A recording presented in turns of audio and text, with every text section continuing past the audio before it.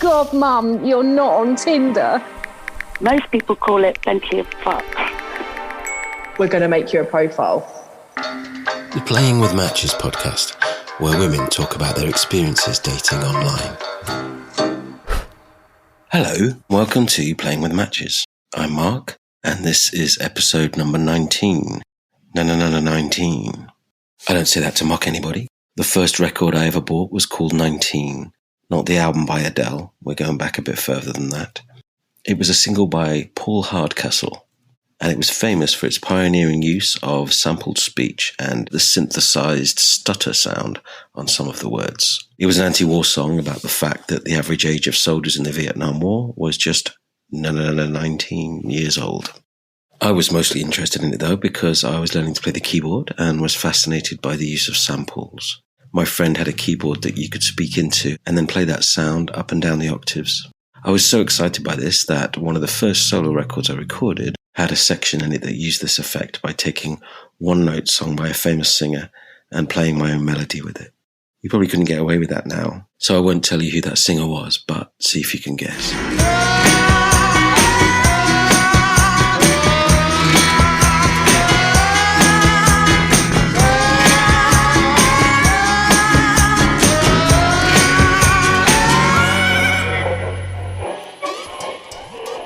There we go, shameless plug of my own stuff. But did you recognise the voice? Let me know if you did. Anyway, enough about me and my plugs. We have a lot to get through, and today is a very special episode. Episode 19 is all about Jen. Now, regular listeners will know that I've been promising an interview with my love, my partner, who I met through the process of making Playing with Matches. Well, today is that day. Next week, we have a special couples episode featuring two people that met through online dating. And I'm delighted to say that Jen will be my guest on that episode too. But before that, we have Jen's own interview. When we first spoke, Jen and I, she said that she would like to be interviewed. And then we went and fell in love and stuff. And whether it was time or whether it was the awkwardness of talking about one's past exploits with your new partner, it just never happened. But a few years down the line, we are apparently secure enough, let's see, certainly happy enough to discuss such things. So it's time for me to step aside and let Jen tell you all about it. I'll be back at the end for cocktails and monkey nuts. Until then, take it away, Jen. I'm Jen. I'm 31 years old. I live in the southeast of England in Brighton, which is quite a new situation. I am from Cheshire, so prior to that I've lived up north, but also in other areas of the UK. I guess you could say I'm a project manager. I work in organisational wellbeing. And over the years, have spent a huge amount of time on the internet, not really for the purpose of internet dating. I think in some ways, I've been one of those people where online relationships seem to have found me as opposed to really seeking them out.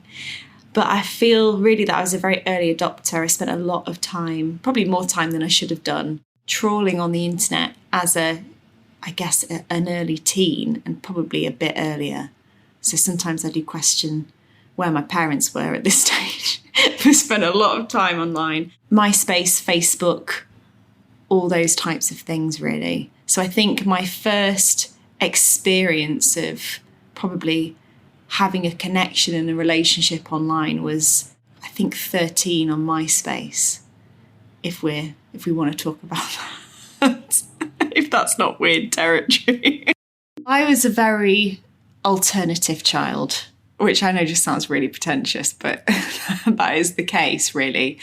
And I didn't really have many friends, and I spent a lot of time on my own on the internet, which is very unhealthy actually for a young kid ultimately. But really my formative years were spent online. And being very young and very alternative, MySpace certainly then was the place to be. And I think I was desperate ultimately to make a connection with somebody or people that I thought really reflected my type of style, the type of music that I was into.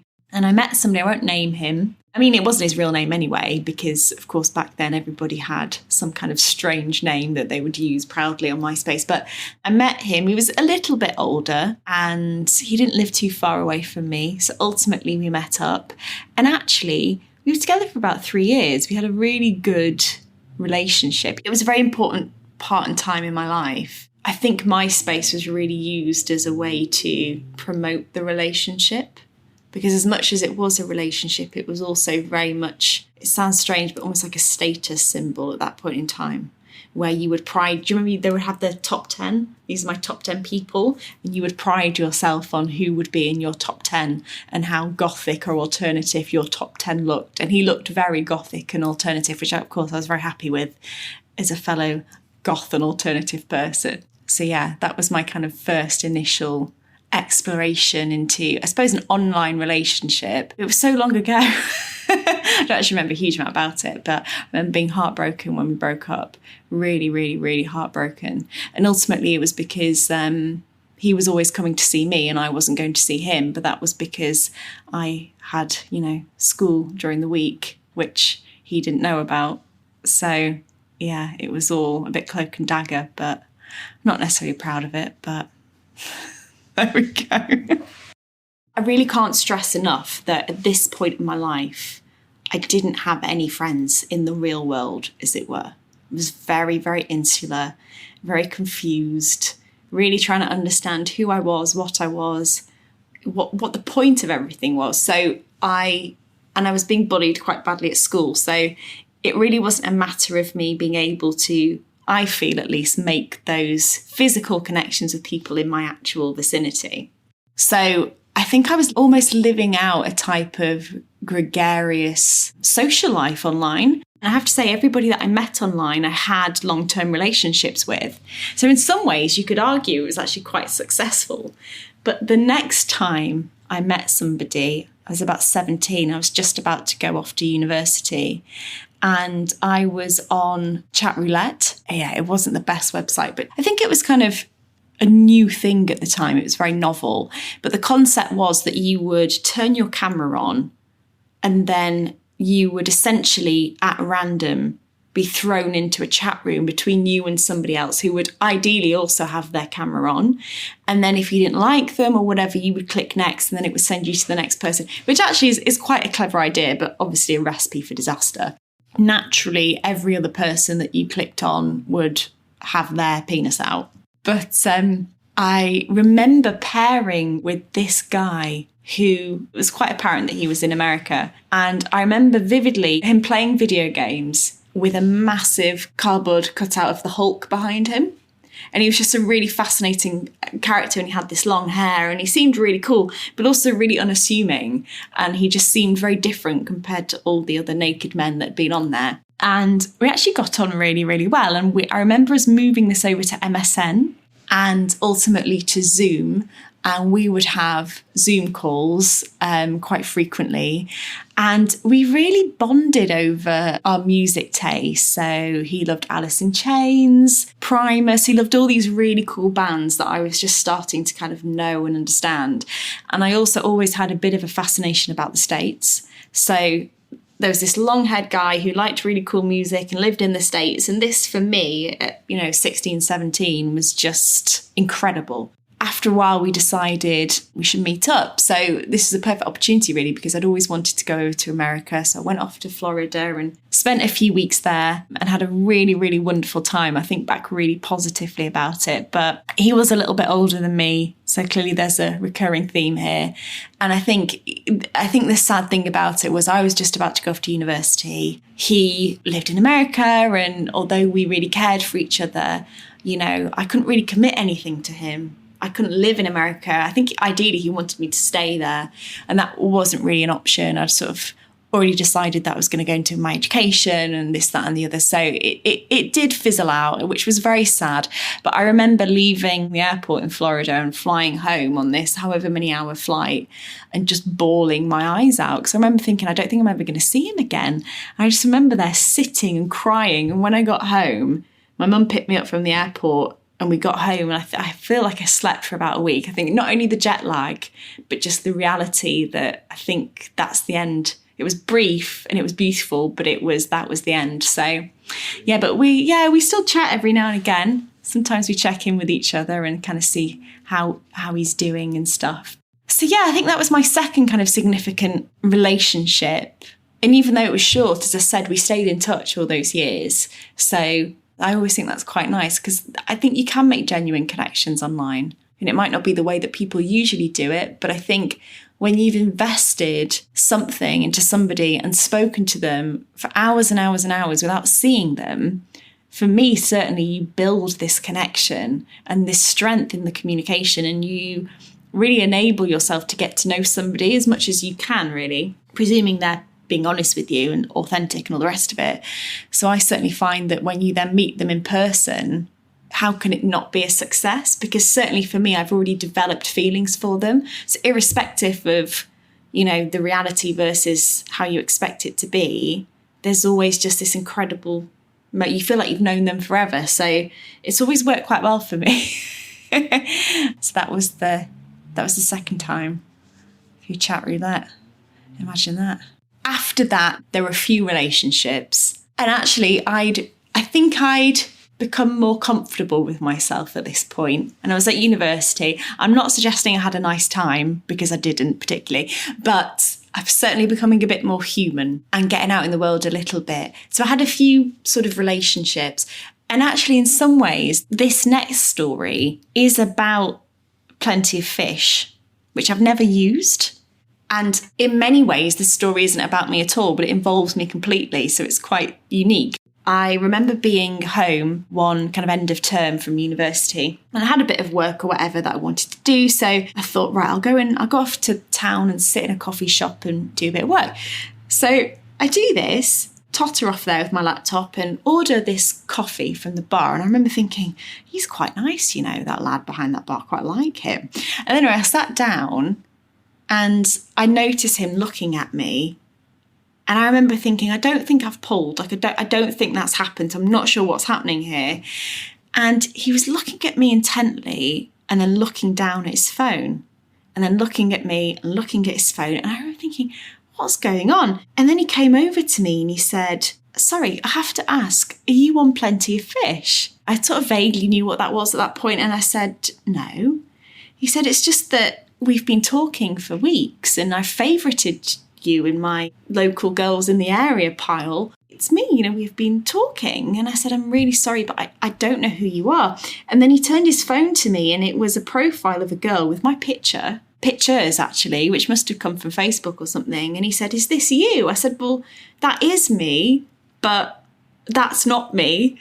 And I said, so I'm sorry, I don't know who you've been talking to, but it's not me. And bless him, his face kind of fell, because I think it was the realisation that he'd been catfished with my pictures.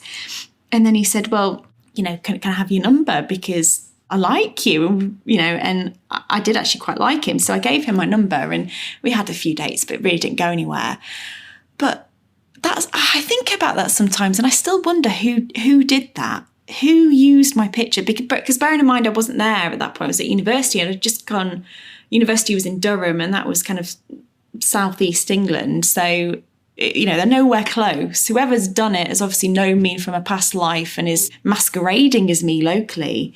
But it's really bizarre because I don't know what they were trying to achieve, because they can never meet these people that they're talking to because it's not me. But how bizarre and what strange circumstances that you end up going on a date with somebody who has been talking to you, air quotes, for months, but actually isn't you at all. I've never been catfished, but I've catfished someone unknowingly, which is a bit strange. Then I moved overseas. I moved to Dubai because I got a job out there. I don't know if you've ever flown through Dubai, but as with most other airports now, you hand your passport in and they review it and everything and say yes or no. And of course, I had my resident visa in there. And there was a man, an Emirati, who was looking at my passport, did all the stamping and this, that and the other and let me in from wherever I'd been. And I remember a few days later, I got a text on my phone and a friend request. And I looked at this picture and I thought, I don't remember this. I don't know this person. It was the guy that stamped my passport. So obviously he'd got my information and looked me up on Facebook. Not really internet dating, but just a little story there for you. To kind of touch back on something I mentioned earlier on, as a young alternative person, there was a band that I absolutely adored. And I won't name them, probably because it's a bit embarrassing. But there was a band that I absolutely adored. And I very much had a taking for the bass player of this band. When I was young, all the kids were listening to Steps and S Club 7 and this, that and the other, and that I didn't really understand that at all. But I had this rock and roll band plastered all over my walls. And I vividly remember looking at this guy and thinking, yes, that's the type of man that I want to be with. And that stuck with me for a very, very long time. And then this was back in the days when Facebook was still relatively new, before really, I suppose, assistants and employees, I suppose, run people's social media for them. So the people were, they ran their own accounts. And this person, this bass player, had a social media account on Facebook. And I added him thinking, nothing is going to come of this whatsoever. But I added him, and it must have been 5 or 6 years that we just every now and again would send a few messages, and miraculously he responded one time, and we just were talking, and it was very infrequent. It really wasn't very often. And I was always a ball of nerves whenever he would speak to me. I would always try and make myself sound far more articulate and intelligent than I really was, just to try and impress him, I think. And I'd had a particularly bad breakup. And he, for a short while, had been telling me the ins and outs of a relationship that was coming to a close for him. And we were kind of commiserating about all of it. And then he said to me, let's just meet up. We've been friends for a long time now. Let's just meet up. And I couldn't quite believe it, because I thought, this isn't really happening. But, God, this is happening. And then we met. And I always remember going into London to meet him. And I think I got off the train and I went out into the kind of the tube station, and it was kind of eerily quiet, but I don't know if that was the case. That was just my memory of it, because all I remember was him. I don't remember anybody else around. I'm sure there were plenty of people, and he's quite a tall guy and his silhouette is quite distinctive. And I just remember thinking, oh my God, that's him. And it was so surreal. And the reason I say this was because, without going into too much detail, of course, after we had spent a night together, etc., I remember we were in his house, we were in his room, and above the bed was a frame of their most famous record that had obviously been given to him at the Brits or something. And I knew that album inside out. And I remember looking up at it and thinking, how is this a thing? And I'll never forget him turning to me and saying, God, this is really surreal, isn't it? And I remember thinking, this is surreal for you. Utterly bizarre, but equally a lot of fun, and a really, really lovely guy. And it went nowhere because I'm a huge commitment phobe. And as I always do, I ran away, basically. But that would never have happened without, I suppose, talking on Facebook and talking online and developing that relationship over a period of time, to a point where you think, right, I'm going to meet this person, and you feel comfortable and safe enough to do that. And I've never formed a long-term relationship with somebody that I've met at a bar or on a walk. It's always started online. I guess I'm only just realising now, saying that out in the open, I've never, and I think for me, it's probably because I like to feel like I know somebody, and that I'm already attracted to their mind and the way that they come across online. I think I feel comfortable enough to then meet them and then have the confidence to carry that on from there. After I'd run away from the rock star, which I did apologise for in later years, I must say, and we're now on good terms. But after that had happened, I had a particularly bad relationship, and it really knocked me for six. Completely questioned my sense of self and sense of reality. And I won't talk about this person because I try really not to think about the relationship at all. But as a result of that, I'm happy to say I felt I'd gone asexual. I'd had a lot of challenges with my mental health and, as I said, my sense of self, and all sorts of issues that made me just think, I don't think I'm cut out for relationships. Everything that I thought of in terms of my self-worth and the benefits of relationships had just been stripped away. So for a couple of years, I just forgot about other people and forgot about relationships and turned very inward. And just focused on my career and all sorts of things. But then at the start, really, or just before the start of the lockdown, I was feeling a bit miserable. I'd got a bit fed up and bored. And thankfully, things started to turn around a little bit for me, where I started to think, do you know what, maybe that was a blip. And maybe I do want a bit of social interaction, and maybe I even want to explore a relationship. So I downloaded Tinder, and this was my first exploration of an app because I'd never used them before. As I said, all the experience that I'd had were really just fluke, ultimately. So I downloaded Tinder, really wasn't sure what to expect because I'd always perceived it as a sex app, basically. And as someone who was on the verge of thinking they were asexual, probably didn't think I was going to get much from it. But I downloaded it anyway. I think my profile was probably really dull when I think back on it, because I'd never used it. I didn't know what the hell I was doing. And of course, you can't see, if you select that you like men, you can't see other women's profiles. So you don't know what other women are saying. So you don't really have anything to benchmark on.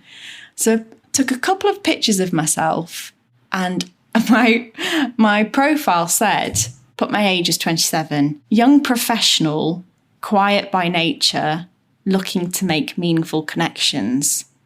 And that was it. And I actually got a lot of connections and a lot of likes.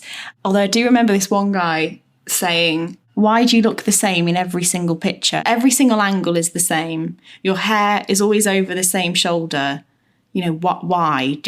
Sort of, can you move? Are you sort of real? I just remember thinking, firstly, very valid point. I need to change things up a bit. But also, it was one of those where I think he'd matched with me just to tell me that. I don't know if bless him, he might have thought it was constructive, but it was a bit weird. Anyway, other people seemed to like me, so it's fine. I think because I'm more attracted to intellect and personality really than I am physical looks, I struggled with it a bit because I'm looking at these men and I'm swiping. It's left, isn't it, when you don't like them? Yeah, I'm swiping left thinking, I don't know, I'm not, these bios aren't particularly telling, and they're not particularly, don't really know what I'm looking for. But then I saw this guy and I thought, Jesus Christ, he's good looking. He didn't have his name, he just had it as the first letter of his name. And I did something that I'm actually quite ashamed of. I thought I would never do, which was I matched with him because I fancied him, basically, which is not like me at all. And I remember his bio being quite absurd. And it said something along the lines of, I'm not interested in you if you're fat and you like to smoke outside of McDonald's. It said something like that. And, when I think back on this, I think, why did I swipe for this person? But he really was very nice looking. Anyway, so we got talking. He wasn't particularly insightful or interesting, but he was very pretty, which makes me horribly shallow and repulsive. But I completely got what was coming to me because we agreed to go on a date with one another. And I went into London, dressed up to the nines, and we met outside a cocktail bar.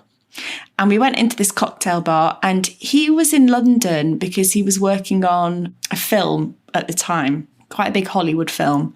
He wasn't in it, but he was sort of supporting it in one way or another. And we went into this cocktail bar, and the guy behind the bar knew him by name.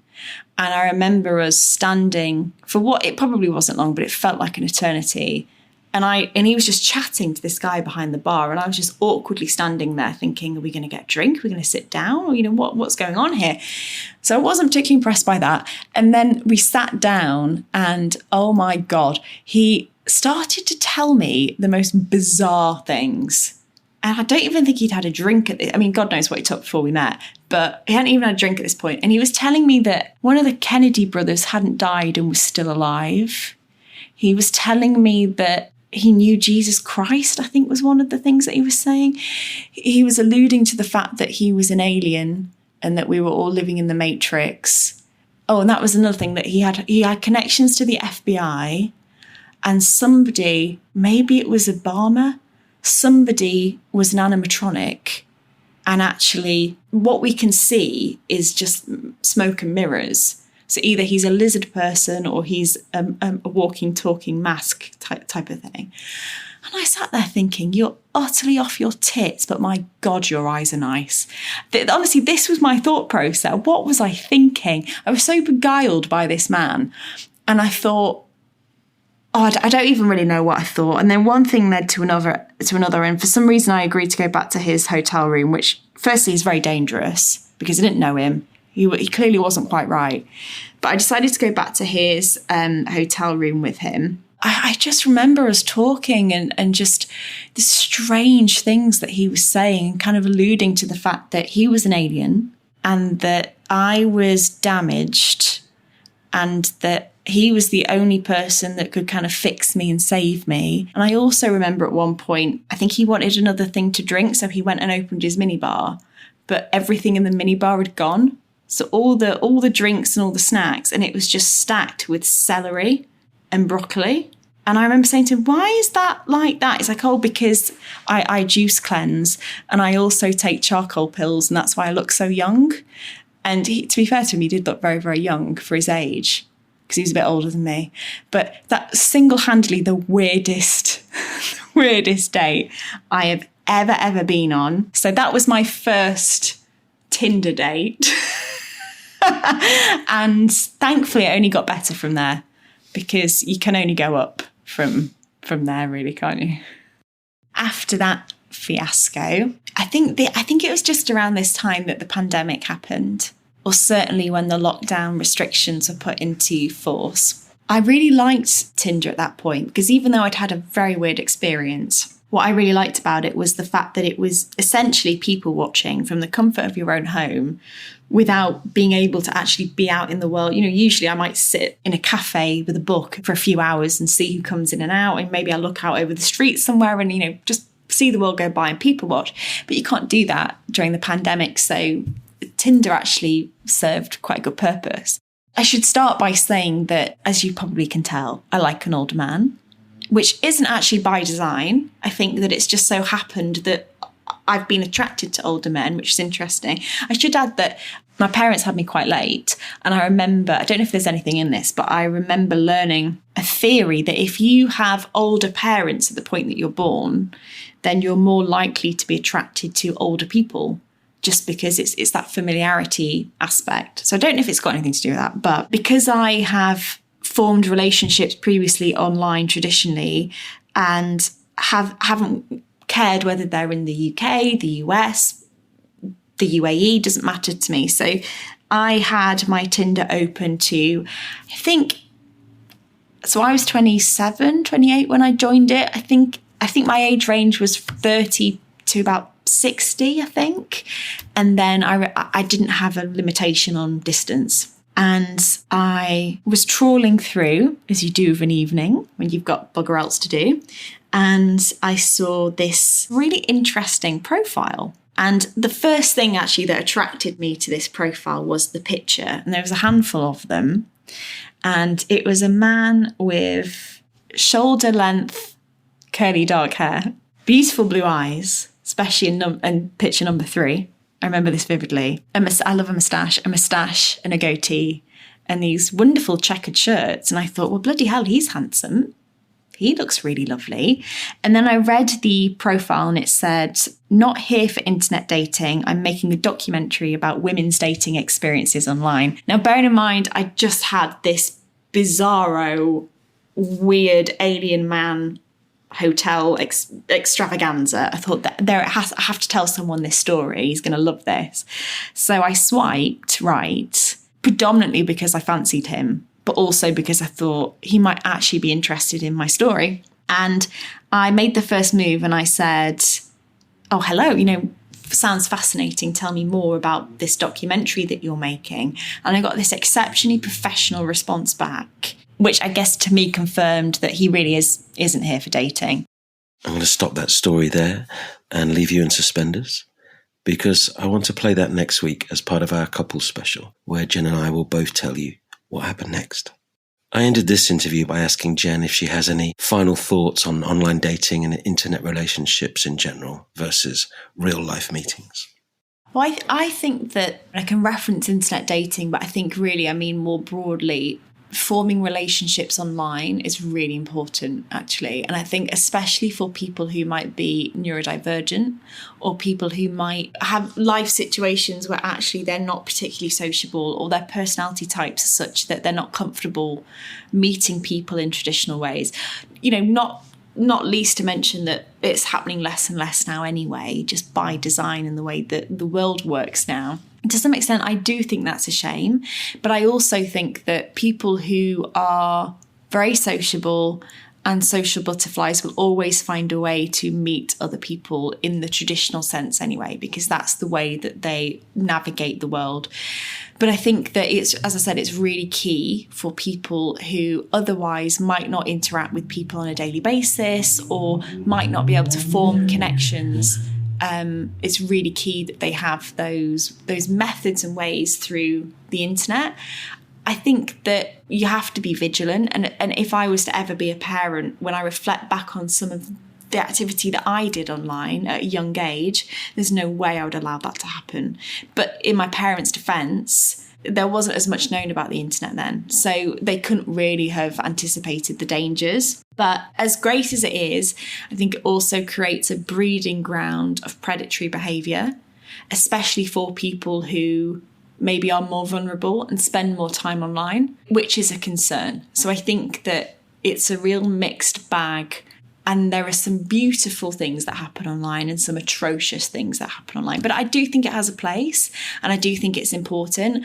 I wish that more relationships were formed accidentally online, as mine were, because that just worked brilliantly for me. I think a lot of people go into online dating, using the apps especially with that purpose in mind. And I know of people who have attempted to do that and it's failed. I think if you join an internet site attempting to find love, then you probably aren't going to, or you are going to, you're putting too much expectation on that relationship. So it's hard to say. I mean, it's different horses for different courses, and it does work.